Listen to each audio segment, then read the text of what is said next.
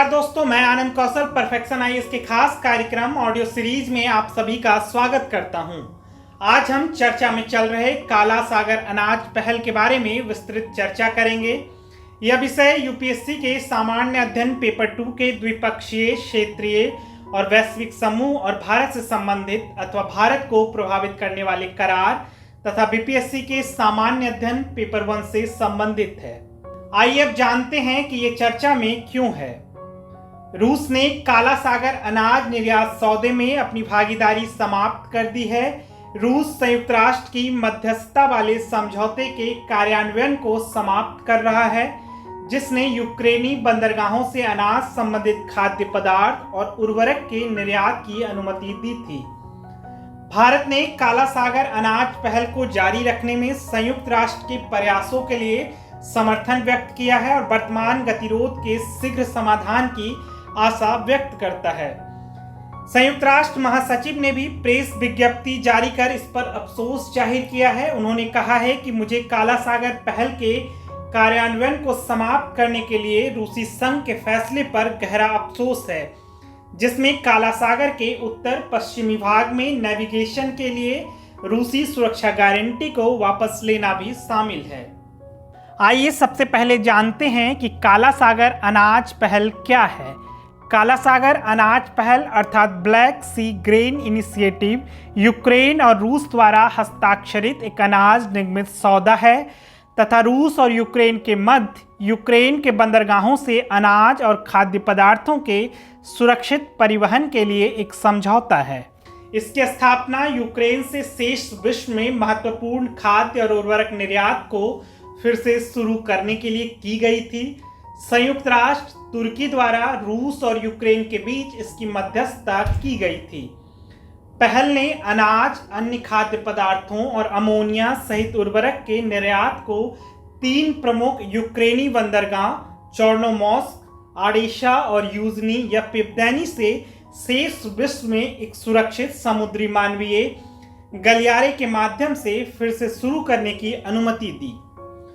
फरवरी 2022 में यूक्रेन पर रूस के आक्रमण की शुरुआत के बाद यूक्रेन से अनाज और रूस से खाद्य वस्तुओं व उर्वरकों की आपूर्ति पर भीषण असर हुआ। आपूर्ति में आए इस व्यवधान की वजह से कीमतों में उछाल दर्ज किया गया, जिसकी वजह से विश्व खाद्य संकट जैसे हालात भी पनपने लगे। इसके बाद संयुक्त राष्ट्र और तुर्की के मध्यस्थता के प्रयासों के फलस्वरूप काला सागर अनाज पहल के जरिए यूक्रेन से दुनिया भर में खाद्य सामग्री व उर्वरक निर्यात को संभव बनाने के लिए प्रयास किए गए।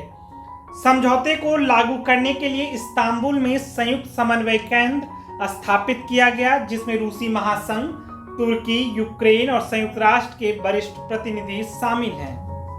काला सागर अनाज पहल की विशेषताओं को अब जान लेते हैं। यूक्रेन विश्व स्तर पर गेहूं, मक्का, रैपसीड, सूरज के बीज और सूरज के तेल के सबसे बड़े निर्यातकों में से एक है। काला सागर में गहरे समुद्र के बंदरगाहों तक इसकी पहुंच इसे मध्य पूर्व और उत्तरी अफ्रीका के अनाज आयातकों के साथ साथ रूस और यूरोप से सीधे संपर्क करने में सक्षम बनाती है। पहला वैश्विक खाद्य संकट को और बढ़ने की संभावना को टाल सकती है। संयुक्त समन्वय केंद्र, जिसके माध्यम से निगरानी, निरीक्षण और सुरक्षित मार्ग सुनिश्चित करने के लिए आने वाले बाहर जाने वाले जहाज का जेसीसी के साथ पंजीकरण आवश्यक है। जहाजों का पारगमन जेसीसी के कार्यक्रम के अनुसार होता है। संयुक्त राष्ट्र संयुक्त समन्वय केंद्र के लिए सचिवालय के रूप में काम करता है। जेसीसी में तयशुदा प्रक्रियाओं के अनुसार जो जहाज इस पहल में भागीदार करना चाहते हैं, उन्हें इस्तांबुल में पहले जांच से गुजरने के बाद सुनिश्चित करना होगा कि उनमें पहले से कोई माल नहीं लदा हुआ है। इसके बाद उन्हें समुद्री मार्ग से यूक्रेनी बंदरगाह की दिशा में भेजा जाएगा और वहां आपूर्ति के लिए सामान को लादा जाएगा। आइए अब काला सागर अनाज पहल तथा भारत की राय को जान लेते हैं।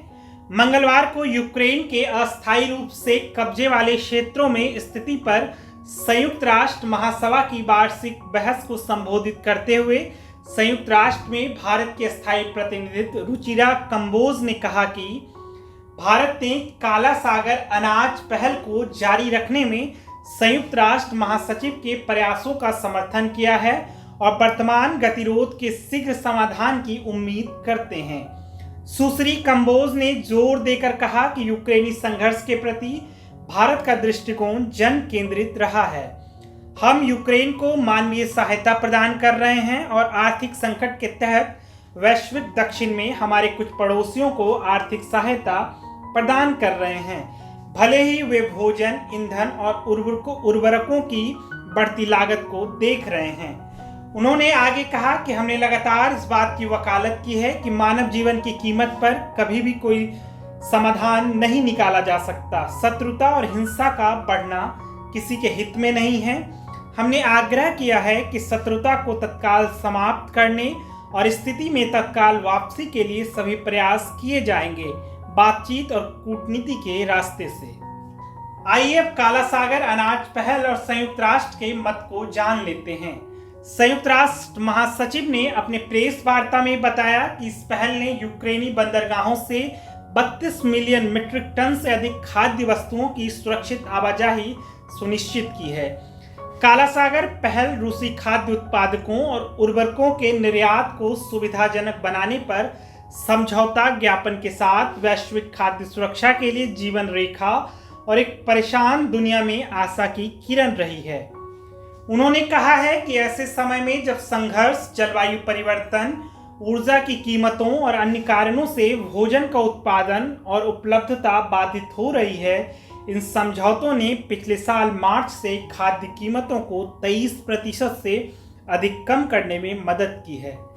महासचिव ने दुख जाहिर करते हुए कहा कि रूसी संघ के फैसले से हर जगह जरूरतमंद लोगों को झटका लगेगा, लेकिन हम वैश्विक बाजारों तक वैश्विक खाद्य सुरक्षा और वैश्विक खाद्य मूल्य स्थिरता को आगे बढ़ाना जारी रखेंगे। आज के निर्णय के बाद उत्पन्न होने वाली मानवीय पीड़ा में वृद्धि को ध्यान में रखते हुए यह मेरे प्रयासों का केंद्र बिंदु हो। आइए इस परिचर्चा में ज्यादा प्रयोग होने वाले काला सागर के बारे में जान लेते हैं या काला सागर की अवस्थिति के बारे में जान लेते हैं। यह पूर्वी यूरोप और पश्चिमी एशिया के बीच एक अंतर्देशीय समुद्र है। यह उत्तर और उत्तर पश्चिम में यूक्रेन, पूर्व में रूस और जॉर्जिया, दक्षिण में तुर्की और पश्चिमी में बुल्गारिया और रोमानिया से घिरा है। यह बॉस्फोरस जलडमरू मध्य के माध्यम से मरमरा सागर से जुड़ता है और फिर डार्डानेल्स जलडमरू के माध्यम से एशियन सागर से जुड़ता है। आज के ऑडियो आर्टिकल में इतना ही। फिर मिलते हैं एक नए विषय के साथ। तब तक हमसे जुड़े रहिए। धन्यवाद।